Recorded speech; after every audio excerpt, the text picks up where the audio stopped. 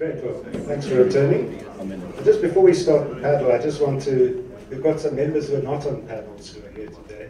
For example, we've got Albertus Kleingeld.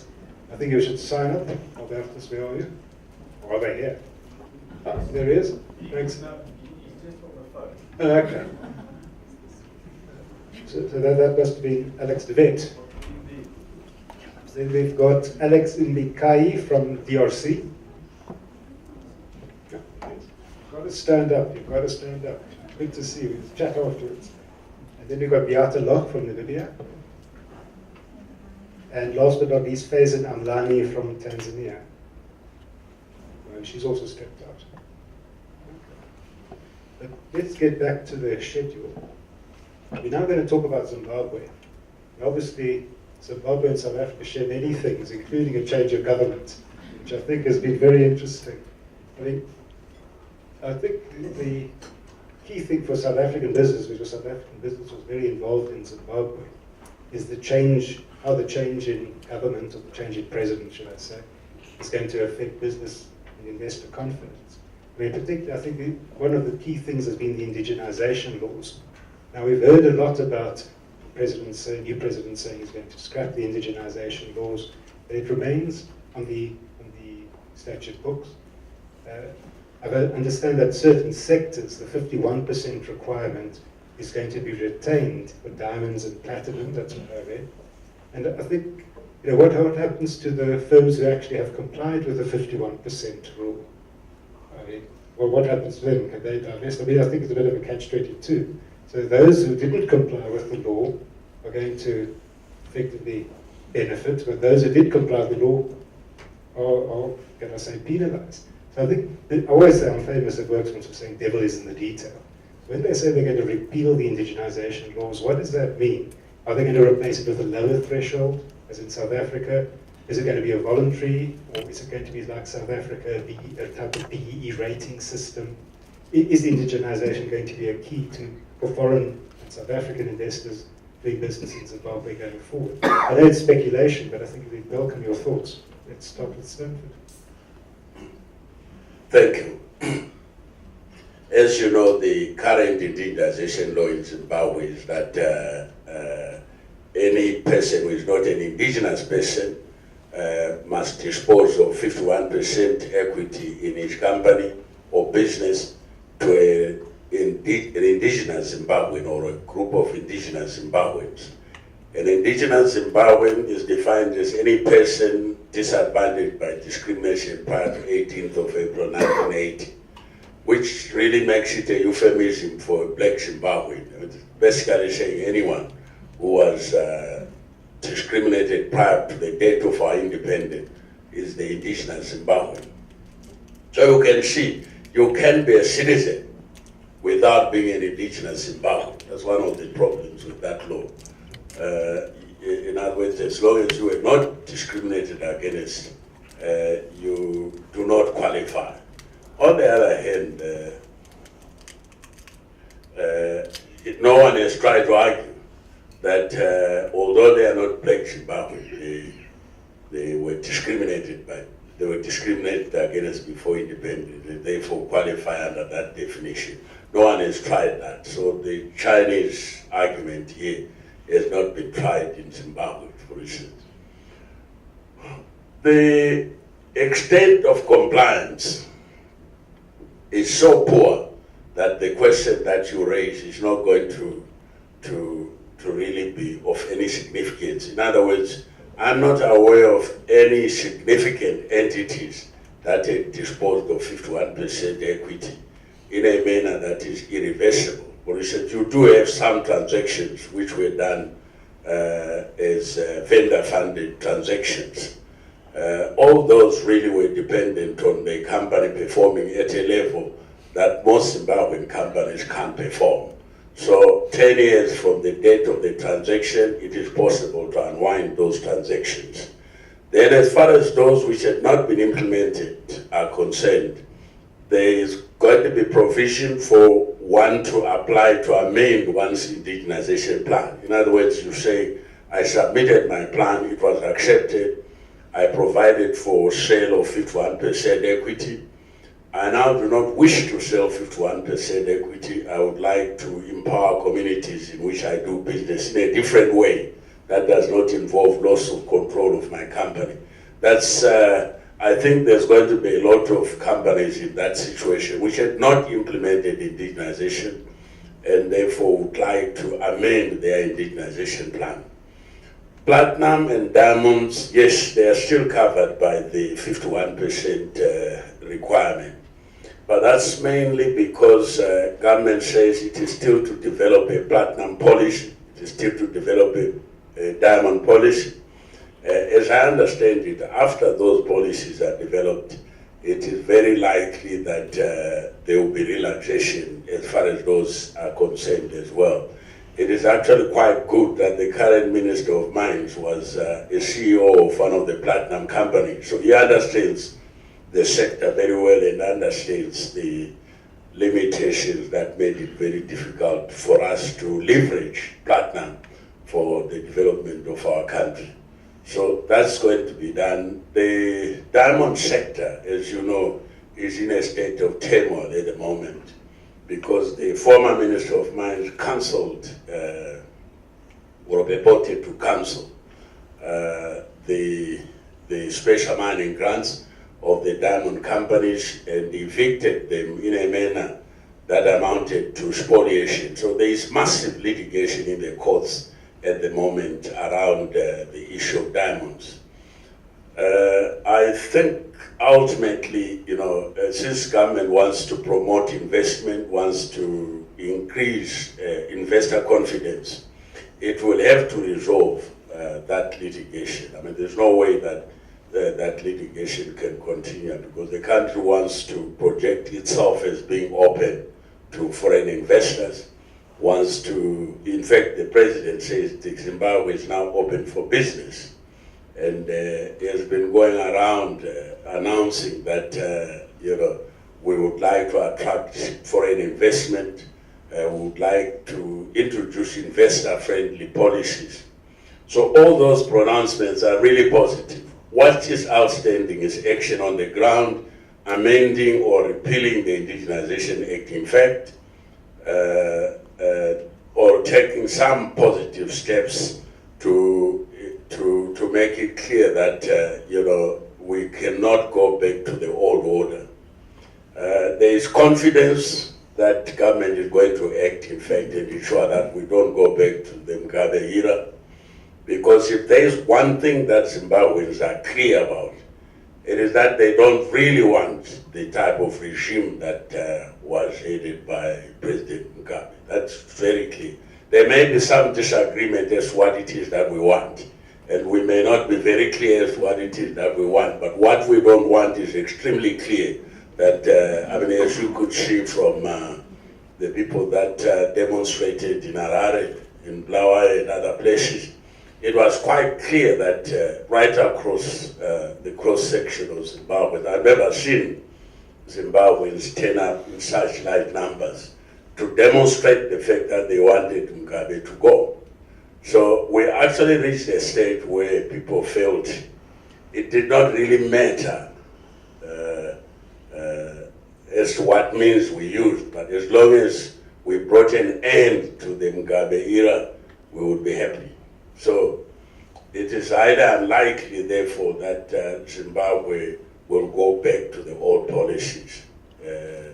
So those that fear that these are just election gimmicks can rest assured that it would be extremely risky for any politician in Zimbabwe today to try to reintroduce the Mugabe era in Zimbabwe.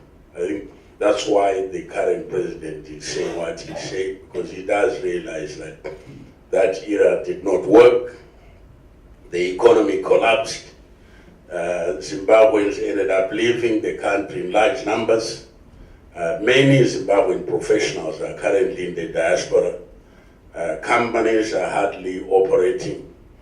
Industry collapsed completely. Our mines are flooded. There is lack of capital. We have not been attracting the kind of foreign investment that we need to attract.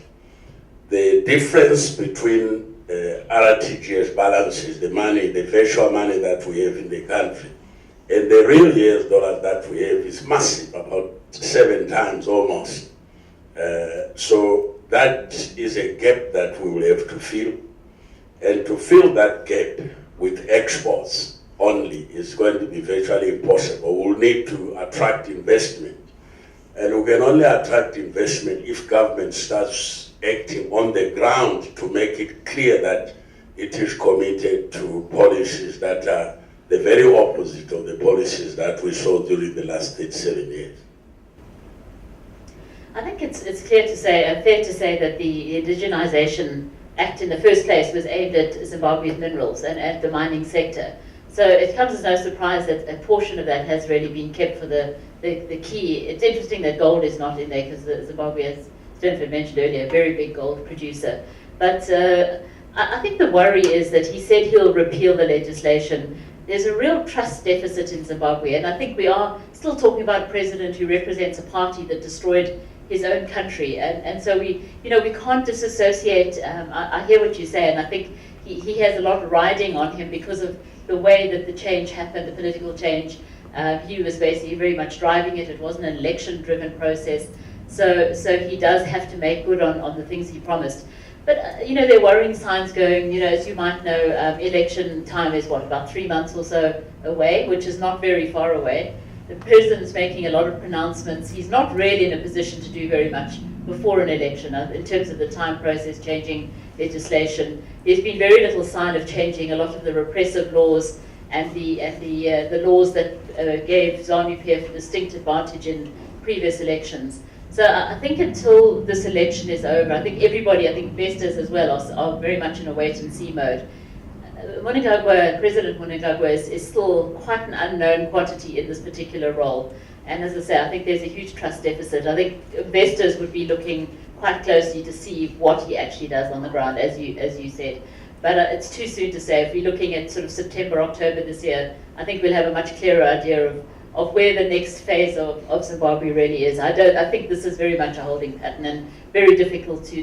The signs are there. He's trying to get farmers, experienced farmers, back into Zimbabwe by promising white farmers previously were only given 5-year leasehold. Now he's changed that to 99 years. But do the farmers want to give up their lives in other countries and come back to a country where these laws existed to protect property, and all of these things existed in the past, and they were just swept away, simply swept away. So there's, I think there has definitely been a sea change. Absolutely. I actually also am a Zimbabwe citizen. Zimbabweans do not want any part of that back. Is Mugabe, the opposition is not really strong enough at this. The election has come at a very bad time for them, for all the opposition. And so I think we'll be seeing more of Mugabe, and then I think he really has to put his money where his mouth is, or his mouth where his money is. I'm not sure which way around that goes. I agree entirely with all that you say, but there are a few things that one has got to recognize. ZANU-PF was never a homogeneous entity. ZANU-PF has always had divisions or factions within it. Now, for a long time, Mnangagwa and the current Minister of Finance, Patrick Chinamasa, and others belonged to the faction that believed that the extreme policies, the leftist policies, were not working. And if you look at it closely, a lot of these people are actually business persons. We have seen the hateful nature of these policies to their own businesses. So they've been trying for a very long time to moderate ZANU-PF, to drive it in a different direction from the direction in which it was being driven by Mugabe, without success. If you look at the Midlands, where Mnangagwa comes from, it's the only province where large-scale commercial farmers, the rangers, survived. And there's a reason for that. And if you look at the implementation of indigenization policies, you'll find that there was a huge struggle between people like Patrick Chinamasa on the other hand, and the leftists, the typical ZANU-PF leftists. In respect of banks, for instance, you'll find that the former governor, Patrick Chinamasa, and a whole lot of them felt that why should anyone want to indigenize a bank? because anyone who wants to go into banking can obtain a banking license and start banking. And if the reason is that he's looking at an entity that is in existence and he's looking at depositors' funds, then that's the person who should get as far away from the bank as possible. On the other hand, if he really has no money and thinks that he can go into banking business without any money, again is the kind of person who should get as far away from the banks as possible. And banks survived indigenization mainly because people like Patrick Namasa actually agreed that it really wasn't the right way to take advantage of financial institutions. You should use them to mobilize capital as opposed to trying to get them to parcel out their shares. So there was always that argument between the leftists and the moderates, and fortunately the current president and a lot of his supporters were in the camp of the moderates. So that gives me hope that what he is saying is something that he will want to implement. Added to that is the fact that he knows that going back doesn't work. We really need investment into Zimbabwe, and it's not going to come unless we start changing things on the ground. So he realizes that we've got to change things on the ground. If you look at the inaugural speech and you look at his interviews in Davos, there is really every reason to hope that Zimbabwe is going in the right direction, and this may be the time for you, if you are investors, to be coming in, because it's going to be extremely difficult to compete once the country is running again. The potential is massive. I mean, really, it is the place where you can get growth without doubt. But if you come in late, you'll probably find that it will be more difficult. You know, it is interesting that South Africa and Zimbabwe are very similar. In South Africa, we had a party election last year, December, quite a division between leftists and more moderate factions, and a resolution to expropriate land without compensation. It's subject to these conditions that it doesn't affect food security, the economy. It's some great parallels. And how strong is the left-wing faction in ZANU-PF? Or will ZANU-PF split? Yeah. Or, you know, that's quite interesting, because the election is coming. I can understand that you'd want to unite the party to win the election, but what happens after the party? Well, the election's wrong. There's one major difference between Zimbabwe and South Africa. We have seen the economy collapse as a result of leftist policies, and our people have left the country. You know, Mugabe used to say, never will Zimbabwe be a colony again. And one day on a Sunday morning, I went to the airport and I found lots of people traveling. And I said, what's happening? And somebody was saying, oh, these are people who live in the diaspora. We had come home for Christmas. And they live in the UK, they live in America. They followed the colonizers. So the statement, never a colony again, became wholer and wholer, and we could see it. You haven't seen it. We saw the farms collapse. We saw the farms lie idle. We saw opportunities of hunting in what used to be thriving commercial farms. You actually hunt in there because, you know, they were underutilized. So that's a massive distinction between South Africa and Zimbabwe. We have seen that some of those policies don't work. And we have seen also what the impact on our economy was. We have seen a currency become so hopeless that, you know, the lady selling tomatoes on the street would look at what was in your hand, sees that it is the Zimbabwean dollar, and say, my brother, just go ahead. I would rather keep my tomatoes and get them rotting than accept what you are holding. Now, you haven't seen that in South Africa. That's just one of the... So, that's why I say in Zimbabwe, we are quite clear now about what we don't want. And what we don't want is what caused collapse. And I don't think anyone can win or retain power in Zimbabwe if they are committed to policies that lead to economic collapse. Because, you know, you can see that's why the president is actually taking all these things that we were saying should be done. And that's what he's saying will be done. What is left though is action. We need restoration of the rule of law, and there's got to be some concrete measures showing that we are not going back to the old order. We need restoration of property rights. We need concrete measures again to convince us that we are not going to go back to the old order. But as far as pronouncements are concerned, I think the president has got the message right. I just want to support this, what Sternford said. I mean, I completely agree with all of that as well. My worry is, growing up in Zimbabwe, I have never seen Zimbabwe be a normal country for more than 5 minutes in my entire lifetime. I won't tell you how old I am, but it's long enough, let me put it that way. So that worries me. I think Zimbabwe seems to be caught in this kind of cycle of dysfunction. But when I say that, I also want to add this sort of proviso. Zimbabwe's strength is you know, it has been incredibly resilient, and I think investors are not going to find it such a kind of a pushover to go in there to get these undervalued assets that you spoke about earlier. Zimbabweans have really hung on to Zimbabweans that have survived all of this, and there's a lot of people who haven't, and I'm talking in business and of course just in general terms. But those companies are really not willing to give away those assets very easily. And I think you'll find now with the change in government, I think those assets, I imagine as we speak, the prices are rising, because there are those assets that have survived these sort of, I don't know, these years and near decades of turmoil are incredibly strong. And people are very patriotic about it.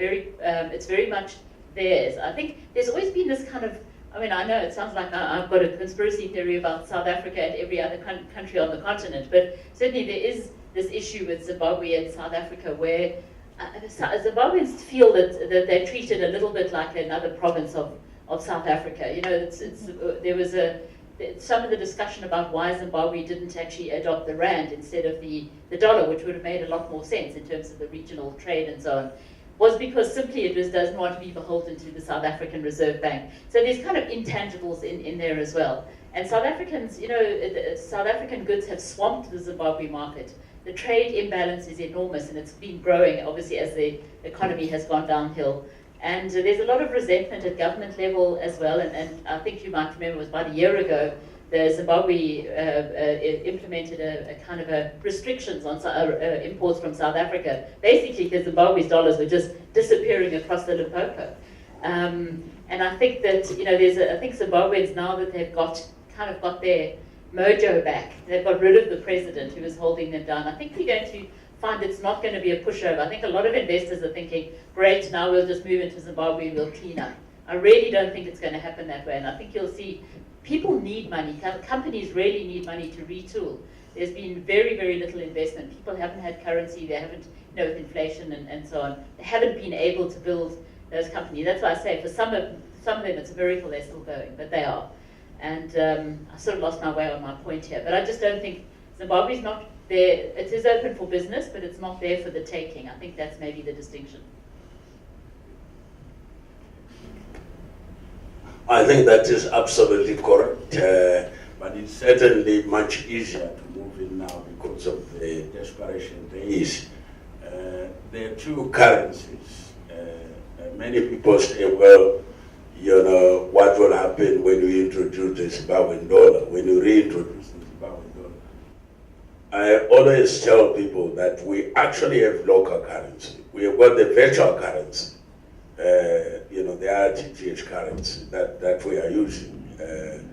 And we have got bonds, part of that virtual currency that we are using. Then there's the US dollar. At the moment, it's virtually impossible to import your raw materials. It's virtually impossible to import equipment that you need to get your business running. And it is the time to move in and enter into structured deals, like the type I was talking about, where you perhaps offer to source the raw materials outside and supply those raw materials in exchange for equity.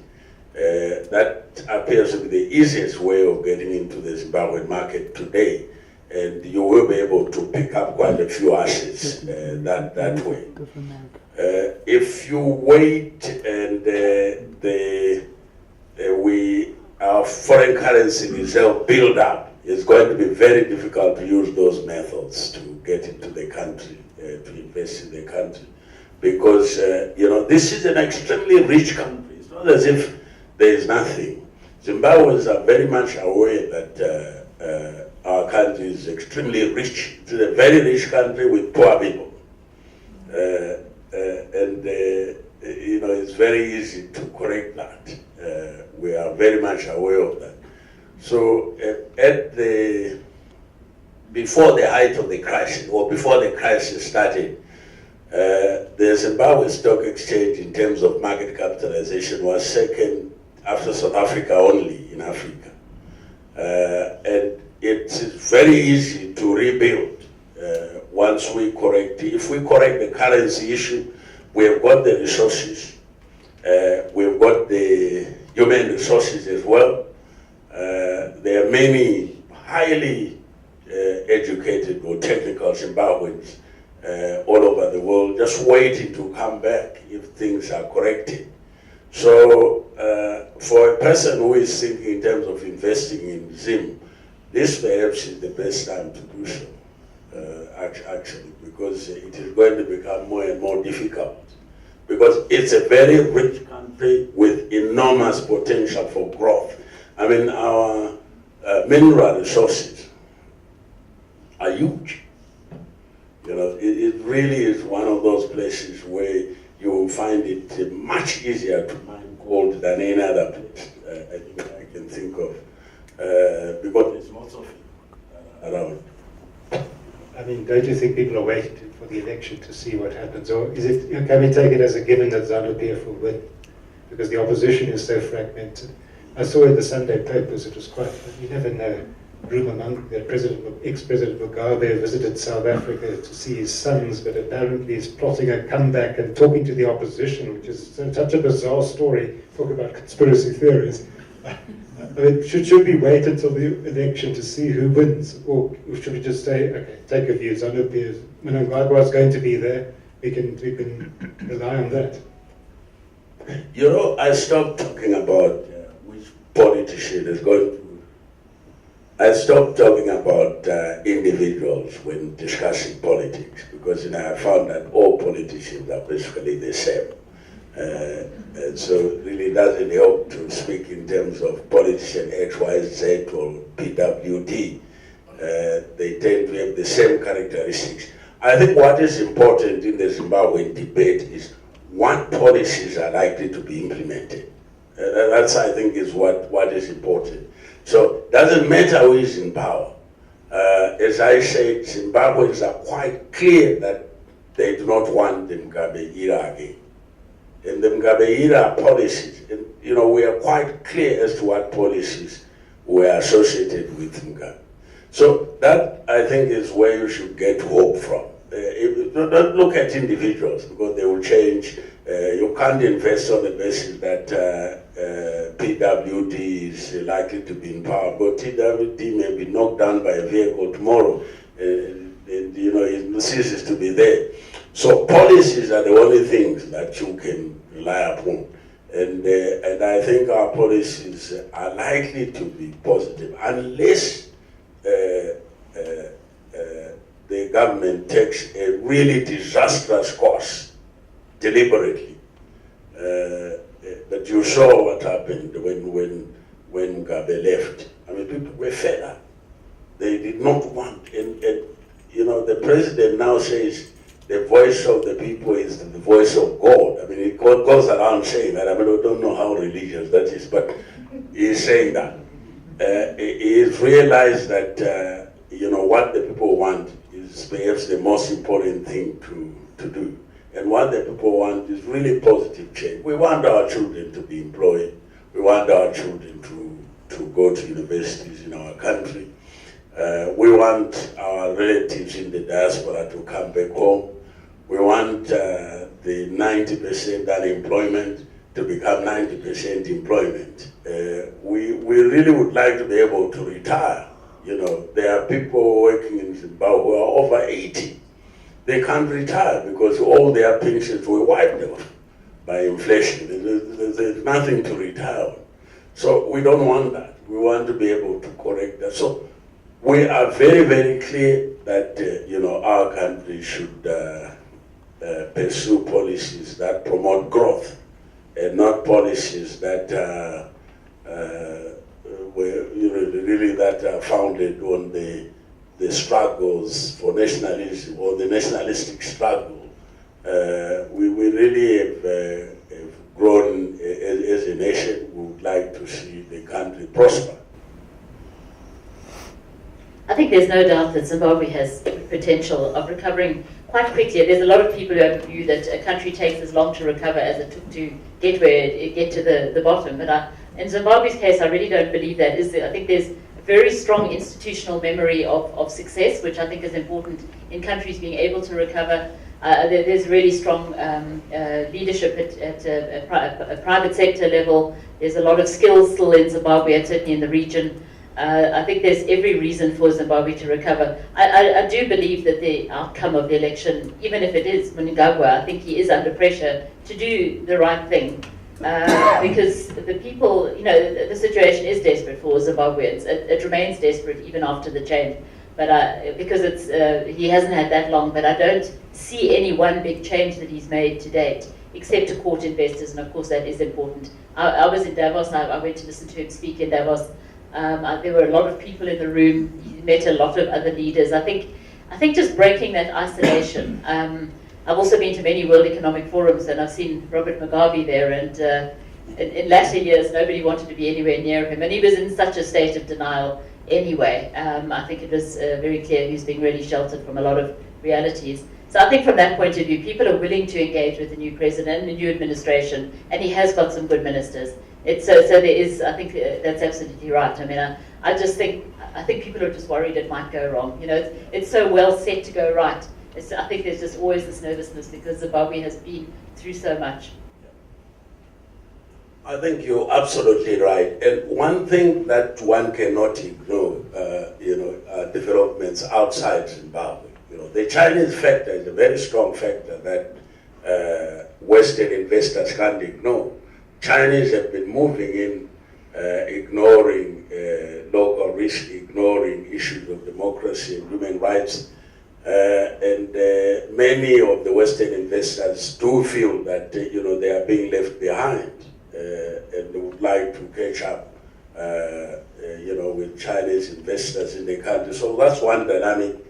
The fact that Britain is leaving the EU is another factor, because you can see that Britain has so far sent two high-powered diplomats to Zimbabwe already between November and today, and it is quite clear that restoration of relationships between Zimbabwe and Britain is not going to take as much effort as we thought under President Mugabe. So some of those dynamics, I think, and the fact that we do have something to sell. I mean, there is value in Zimbabwe. I mean, there's no question about that. That's why a lot of us who are aware of that value have never contemplated leaving or going to look for opportunities anywhere else, because we know that there's value there. We know that it's not going to take long to actually convert that to real value.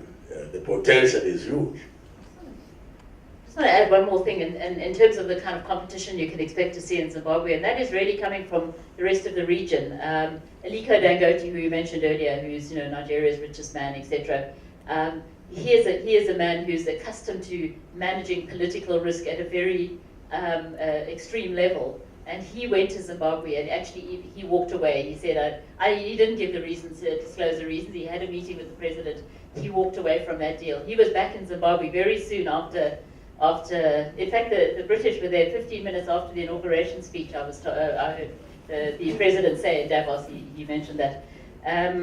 So there's a lot of Kenyan companies, a lot of growing companies in Zambia, etc. So I think you can expect to see, no one's waiting for South Africa, certainly, although South Africa really has a strong advantage in that market at the moment. But I agree that the Chinese, the Indians are already doing the deal on the steel. They've gone back to that deal. A lot of deals were announced over the past few years with China, with India, these big deals, and they never ever happened. It was more, it was reported in the papers and nothing ever happened. But I think you'll find a lot of these infrastructure deals in power and rail, etc., are going to come back on the table, and many of them coming out of Asia. So I think you're going to see that happening quite quickly. One can only hope that Dangote is not going to say, look at a cement plant, because that's what Zimbabwe really needs at the moment. And Zimbabwe has some very, very effective cement companies.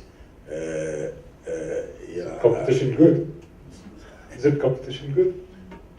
Well, I'm just saying that there are many opportunities. Dangote did set up a cement plant in Zambia, as you know, and he built his own power station in order to power that cement plant. The coal that is found in Mugabe North is perhaps what he needs most as far as production of cement is concerned, moving coal to Zambia, and then the trucks, when they come back to collect coke, and then come with a limited amount of cement to encourage competition within Zimbabwe. But we've got PPC in Zimbabwe, we've got Lafarge in Zimbabwe, we've got some Chinese company in Zimbabwe, we've got another cement plant in Zimbabwe. So we're not really short of cement, actually, in Zimbabwe at the moment. Hopefully we're going to need all of it. We're not, yes, we're going to need quite a lot in order to rehabilitate infrastructure. But the operators which are there right now, I happen to be a director of one of the cement companies, so I'm aware of the fact that really investors in that area, there's a lot that Ngota can do, of course, with his money. And he probably has been studying the environment and realizing that, taking on cement companies head on is not perhaps the best thing to do. I mean, as a shrewd businessman, he probably realized that he needs coal a lot more than he needs to be looking for limestone. He's got a highly diversified portfolio. So. Now we're running out of time, so are there any questions from the floor? Let's start here. Hi. Any thoughts with regards to how government will go about financing itself successfully in the medium term? And secondly, how long do you think it will take the banking sector in Zimbabwe to recapitalize, etc.? Government funding itself has been a source of concern, obviously, because we are aware that there has been printing of treasury bills, and that has had the effect of increasing the domestic debt, which creates enormous pressures. What really the country needs is to be able to restore production capacity and restore capacity to export. If that happens, you will find that all the other things will fall into place. The capitalization of banks, I think, Zimbabwean banks are well capitalized as it is today. There was an ambitious program to indigenize the banking sector, and all sorts of small banks came onto the market, were licensed. We have grown up now. We realize that you can't really run a bank without capital. And a lot of those banks were placed under curatorship, liquidation, and that became the word of the day. So mobilizing capital on the part of the banks that have survived, which are really strong banks, is not going to be very difficult if all the other policies are corrected. And the starting point is government must do what it says it is going to do in order to create a break with the past. If government does that, you will find that the banks will have no difficulty at all mobilizing the resources they need to play a role in the growth of the economy. Just a comment before the question. I think I would argue that the banks are not capitalized at all, that they're bankrupt. The bank of which you were formerly chairman can't even pay me the money I've earned on my own export orders. So, by that definition, if I can't get the cash out the bank, if you regard the T-bills on their balance sheet as providing capital, I would have to disagree with you. Wow, you see, that's a point I've already made, that we do have two currencies. You're obviously looking for your US dollars. But surely that's the only real measure. Yes. Well, okay, I'm not an economist, but what I'm trying to say is that as far as being able to play a role within Zimbabwe, the banks are able to play that role quite effectively. But as far as being able to facilitate external payments is concerned, the banks are not able to do that, principally because our imports exceed our exports. So the gap between the real US dollar and the virtual US dollar, which is local currency, keeps on growing. Yes. So if you take inability to provide foreign currency as typical default, yes, there is default. But if we are talking about providing funding for internal transactions is concerned, then the banks that are there are quite sound. Okay, I'll agree to disagree. I buy my raw materials internally. The providers of the raw materials inside Zimbabwe will only take foreign currency. The providers in Zimbabwe? Yes. So in other words, the raw materials that I'm purchasing in Zimbabwe cannot be purchased with electronic money. I can partially purchase, but in effect, my business is forced to be illegal. I'm forced to go out and illegally purchase cash in order to keep running. You touch on a very important issue as far as Zimbabwe is concerned. If you examine the situation in which you are, at the heart of it is the issue of confidence. Absolutely. Yeah. Once you resolve the confidence issue, you will find that your business is able to operate normally. The reason why people want the US dollar right now, even if you were to bring in $1 billion today and put it into the banking system today, you will probably find next week that there's no money, real money, because everyone wants to take it and take it out as quickly as they can. No one wants to bring it back and bank it. And the only reason why people are behaving like that is that they lack confidence. Once the issue of confidence is resolved, you will find that you do not have the kind of problems that you are talking about. So maybe we have got a deficit of confidence, and that's what you are suffering from. That's not really the same thing as saying that the banks are in default because they are undercapitalized.